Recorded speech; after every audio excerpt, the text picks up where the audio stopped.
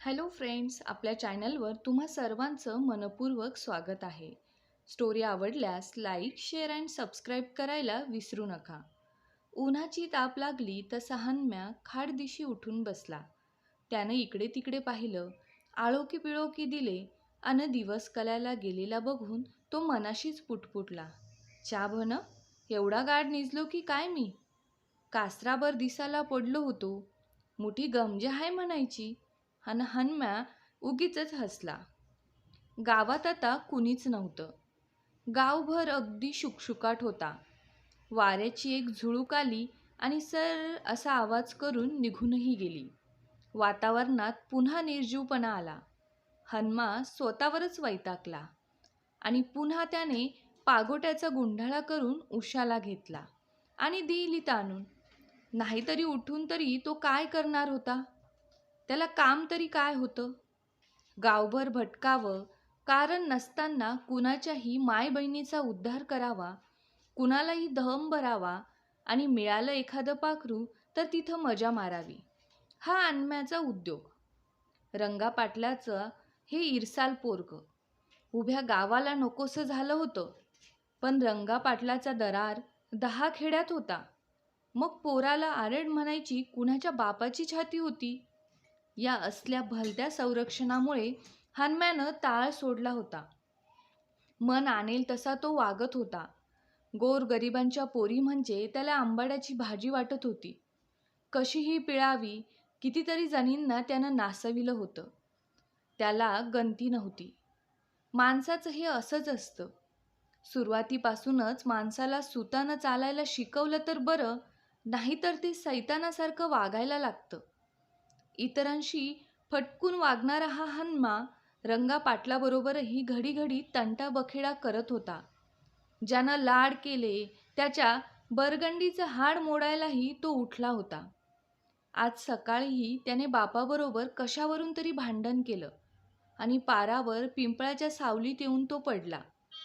पिंपळाच्या फांद्यांमधून आलेल्या उन्हाच्या चटक्यात तो उठला आणि पुन्हा झोपला. झोप येत नव्हती, पण पापण्या मिटून तो उगीचच पडला होता. एवढ्यात फण्या घ्या हो फण्या अशी आरोळी त्याच्या कानावर आली. त्या धारदार आणि कर्णमधुर आरोळीनं त्याला आळस पार उडून गेला. लगबगीने उठून बसत त्यानं समोर पाहिलं.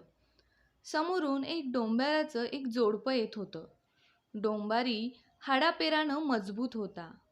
अन्नाअभावी तो थकल्याने फाटक्या कपड्यामुळे कळाहीन दिसत होता.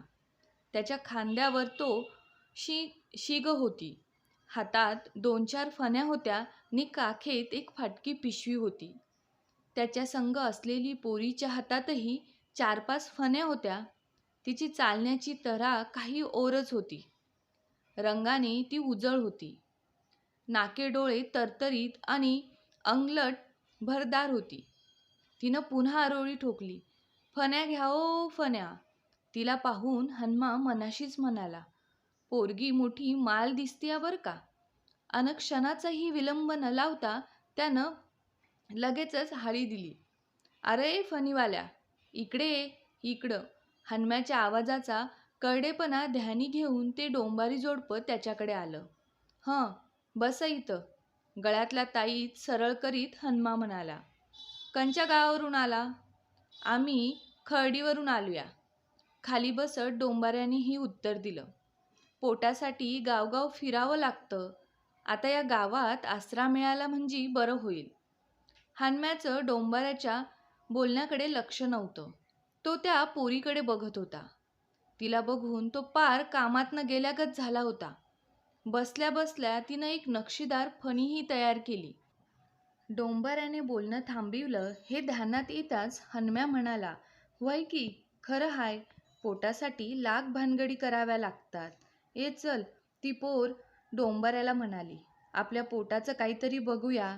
गप्पा ग्वाड आहेत, पण काम द्वाड. मग पाल कुठं ठोकायची? तपास काढण्यासाठी हन्म्यानं विचारलं. अहो मग आता काय सांगितलं तुम्हाला? डोंबारी करा करा डोकं खाजवीत म्हणाला. पाल ठोकायला कुणी जागाच दिना झालंय. मोठी पंचायत पडली या. अरे पंचायत कसली आली या त्यात? या की आमच्या मळ्यात आणि ठोका खुशाल पाल.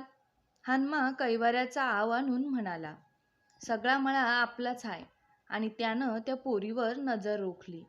हनुमाचा उदारपणा बघून डोंबारी हात जोडीत म्हणाला, उपकार आपलं पाटील. अरे त्यात उपकार कसलं? हनुमा त्या पोरीकडे बघतच बोलू लागला. ताणलेल्याला पाणी पाजावं, भुकाल्याला अन्न द्यावं, आसरा नाही त्याला निवारा द्यावा, असंच आजपातूर मी वागत आलूया. वय पाटील, तुम्हीच आमचं मायबाप. डोंबरानं पुन्हा हात जोडले. अरे राहू दे. हनुमा पुढे बोलू लागला. वडाच्या पडाळ आमचा पानमळा हाय. तिथं जाऊन खुशाल पाल ठोका. सोबतीला दादू वस्त्र्याची वस्ती बी हाय. बरं बरं, मग आम्ही सांच्या पातूर येतू बघा. डोंबारी अवघडतच बोलला. पर तुम्ही बी तिथं आला घटकाभर म्हणजे बरं होईल. नाहीतर कुणीतरी काय बाय म्हणायचं. माझ्या मळ्यात तुम्हाला कुणी काय बोलण्याची हिंमत हाय? नावाचा हनम्या म्हणतेत मला. तोऱ्यातच हनम्यानं स्वतःची ओळख करून दिली. मग काय हरकत नाही बघा. डोंबारी बोलला. अरे पण मी बी हाय की मळ्यात. हनुमा त्या पोरीकडे बघतच बोलला. पर तुझं नाव काय? शिरप्या डोंबारी म्हणतात मला. त्या पोरीऐवजी शिरप्याच बोलला. उठायची घाई करत म्हणाला, येतो आम्ही सांच्या पार. हा हा, मी बी हाय तिथं. हनम्याही जागचा उठत म्हणाला, बरं येतोय आम्ही. आणि हनम्याचा निरोप घेऊन ती दोघं आपापल्या कामाला निघून गेली. यापुढील कथा लवकरच आपल्या चॅनलवर येईल. कथा आवडल्या असल्यास लाईक, शेअर अँड सबस्क्राईब करायला विसरू नका.